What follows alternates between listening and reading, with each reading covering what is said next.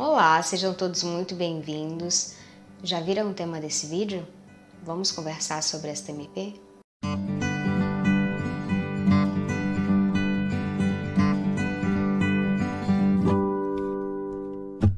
Com toda certeza, os senhores já ouviram falar sobre a MP 881, a mais conhecida MP da Liberdade Econômica. Pois bem, esta medida provisória, senhores, ela trata sobre vários temas: direito do trabalho, direito empresarial, direito comercial, que é para o que veio, e trata de forma inesperada sobre direito agrário. Sim, de forma inesperada. Por quê? Porque nos 45 do segundo tempo foi incluído o artigo 54, o qual acrescenta um parágrafo, o parágrafo 10º, ao artigo 92 do Estatuto da Terra, que diz o seguinte, é bem curto, me permitam fazer a leitura. Prevalece a autonomia privada nos contratos agrários, exceto quando uma das partes se enquadre no conceito de agricultor familiar e empreendedor familiar rural, conforme previsto no artigo 3º da Lei 11.326, de 24 de julho de 2006. Pois bem, daí os senhores podem me fazer o seguinte questionamento. Andréia, mas por qual motivo este parágrafo é polêmico? Por conta desta frase: prevalece a autonomia privada nos contratos agrários. E explico. Sabemos que o Estatuto da Terra é uma norma com várias determinações que devem ser cumpridas sob pena de nulidade de cláusulas ou até mesmo de todo objeto contratual.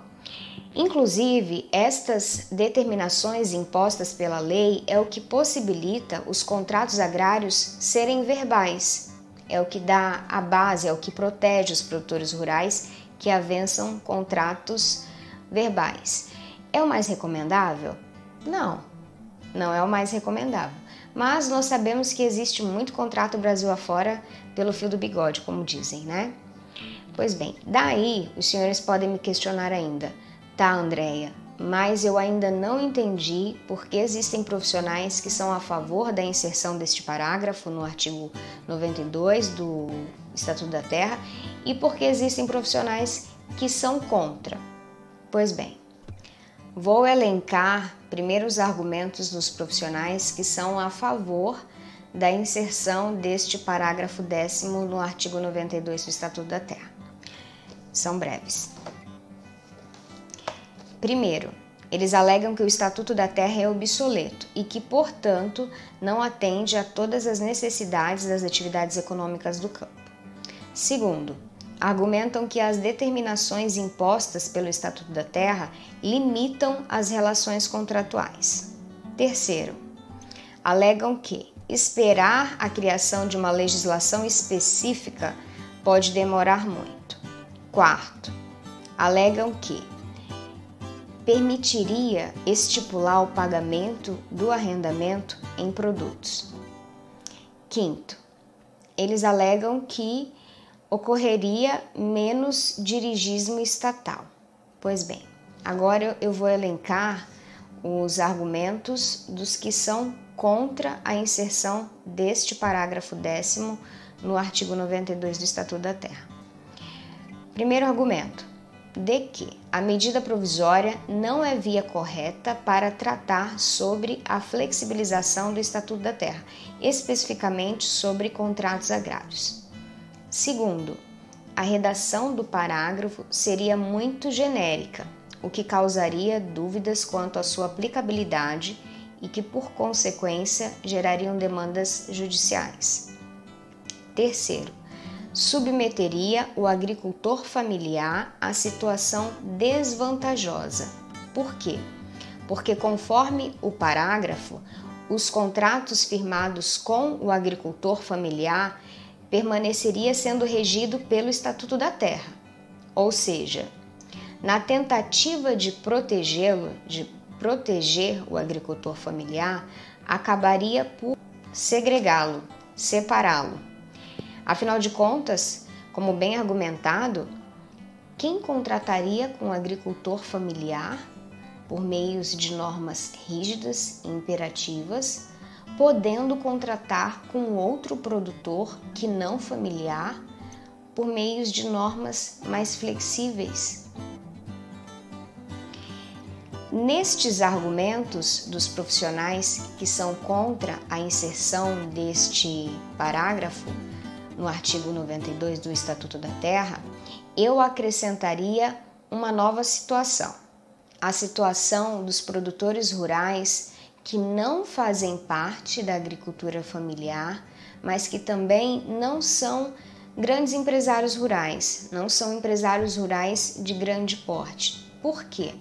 Porque estes produtores rurais seriam compelidos, ou melhor, seriam obrigados a contratarem nos termos da outra parte, ainda que não por determinação legal. E explico. Vou dar um exemplo para ficar mais fácil dos senhores visualizarem. Suponhamos que uma empresa rural, um grupo rural, tem interesse em terras numa determinada região aqui do Mato Grosso do Sul. Nesta região, existem 3 proprietários de terra, o José, a Maria e o João, que têm interesse em arrendar suas terras. Pois bem, suponhamos que eu seja advogada do José.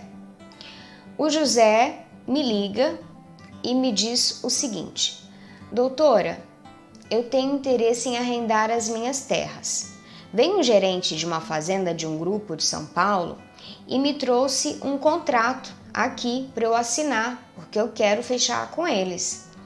Ocorre que eu quero que a senhora dê uma olhada no contrato antes de eu assinar. A senhora pode fazer isso? Pois bem, o seu José me envia o contrato, eu analiso o contrato e o chamo no meu escritório. E aí, na ocasião, eu mostro para ele todas as possibilidades de problemas que podem surgir diante daquele contrato, ou alguma omissão que possa haver, ou algum vício, ou alguma obrigação onerosa, ou algum erro. Eu aponto tudo que pode estar de errado. E aí, depois que eu termino de falar tudo para o seu José, ele vira para mim e me diz o seguinte: doutora, eu entendi tudo que a senhora falou. Ocorre que se eu não fechar contrato com eles nestes termos, eles vão fechar contrato ou com o João ou com a Maria. Senhores, o que eu quero dizer com esta historinha? Que por mais que os contratos rurais se tornem de autonomia privada das partes, é claro que a parte mais forte agirá de forma imperativa sobre a parte mais fraca. As empresas rurais não se equivalem aos empresários rurais. Ambos possuem forças diferentes e isso deve ser considerado. Antigamente, regra geral era de que os proprietários dos imóveis eram a parte mais forte, vamos dizer assim, da relação contratual. Inclusive, o Estatuto da Terra ele foi elaborado sob este entendimento. Ocorre que hoje, não raro, a parte arrendatária ou o parceiro outorgado, por vezes é uma empresa, uma grande empresa, um grande grupo rural, inclusive com cotas de investidores estrangeiros, o que faz com que os proprietários dos imóveis não sejam a parte mais forte da relação contratual. Inclusive, senhores, este fato é argumento para os que defendem a flexibilização do Estatuto da Terra. Ocorre que este argumento ele não se sustenta e por um motivo muito simples. É necessário que haja um equilíbrio entre as partes, não que haja uma inversão da parte mais poderosa nas relações contratuais. Os senhores conseguem entender por que a inserção deste parágrafo ele não resolve os problemas do setor, problemas que foram se acumulando por conta do tempo que passou do Estatuto da Terra, por conta do desenvolvimento da sociedade? Os senhores compreendem? A inserção deste parágrafo, na verdade, ele pode dar margens a novos problemas, a problemas de novas ordens. Inclusive, não pode ser nem considerado um paliativo, porque o paliativo ele mitiga, ele diminuiria problemas. Neste caso não, ele acrescentaria problemas. Aí os senhores podem me questionar, mas Andréia, o Estatuto da Terra é de 1964, é muito antigo, não precisa ser atualizado? Sim, para ontem. Esta atualização ela é senso comum, apesar de que muitos bradam sobre ele ser obsoleto, mas no que concerne aos contratos agrários, houve uma atualização no ano de 2007. O Estatuto foi atualizado, mas precisa ser atualizado? Precisa. Afinal de contas, toda atualização 2007 para nós, brasileiros, costuma ser uma atualização recente, dada as nossas leis, o quão são antigas. Ocorre que já se passaram mais de 10 anos, né? Então, sim, senhores, concordo com a atualização do Estatuto da Terra. De todo um diploma, inclusive ele está aqui na minha frente. Não tem como um artigo, um parágrafo mitigar, flexibilizar toda uma lei. É absurdo isso. Há quem diga que falta protagonismo para o setor do agro e que por este motivo não há interesse na atualização do Estatuto da Terra. Daí eu questiono, senhores, se um setor que compõe 1/4 do PIB nacional, em média, todos os anos, não possui protagonismo para atualizar uma legislação que é de suma importância para o setor, que setor que possui tal protagonismo então? Me digam, porque eu desconheço. Cada profissional defende a realidade na qual está inserido, isso é fato. Eu, por exemplo, advogo para médios produtores rurais. É claro que eu vou defender a realidade desses produtores rurais, ao passo que outros profissionais, outros advogados que defendem grandes empresas rurais irão defender a realidade dessas empresas rurais. E tudo bem, está tudo certo. A questão, ela sai da esfera privada, da seara particular, vamos dizer assim, quando os reflexos do que nós defendemos têm impacto na sociedade, tem impacto negativo, pode gerar problemas. A inserção deste parágrafo por meio dessa medida provisória, de imediato, ela causa 2 problemas sociais. O primeiro é ao produtor rural, seja ele agricultor familiar, pela falta de contratação, seja ele médio produtor rural, por ter que se submeter aos termos da outra parte mais forte, vamos dizer assim. E o segundo problema, de imediato, seria a enxurrada de demandas judiciais que iriam aparecer. Porque, claro, um artigo, ou melhor, um parágrafo genérico que não especifica nada, sem dúvidas nenhuma, é um prato cheio para qualquer advogado, né? Ocorre que estamos cansados de saber que o nosso judiciário já está assoberbado de ações que poderiam ter sido evitadas. Então, façamos a nossa parte e vamos tentar evitar mais este absurdo legislativo. Além dessas consequências imediatas que esta inserção deste parágrafo genérico pode ocasionar, existem outras consequências a longo prazo, como, por exemplo, a extinção da figura dos produtores rurais de pequeno e médio porte. Nossa, Andréia, como você é dramática. Não, senhores, não. Porque diante das dificuldades que se enfrentam no campo, se empresas rurais com investidores estrangeiros oferecerem propostas de arrendamento com valores atrativos aos nossos produtores, sim, eles irão arrendar essas terras e aí nós seremos administrados, ou melhor, as nossas terras serão administradas somente por grandes empresas rurais, por grupos e que nem sempre o interesse ele encontra com o interesse do país. E isso não se desenha do dia para a noite, né? É aos poucos. Além desta consequência, que muitos podem achar fatalista, Esta flexibilização também, ela pode abrir uma porta, ou melhor, abrir uma porteira para a flexibilização da venda dos requisitos para a venda de terras rurais a estrangeiros, que muito sabemos que já se tem falado por aí. Ai, Andréia, mas é claro que a gente não vai perder o nosso país, é soberania nacional. Não, realmente, a gente pode não perder o nosso país, mas a gente pode perder a administração das nossas riquezas.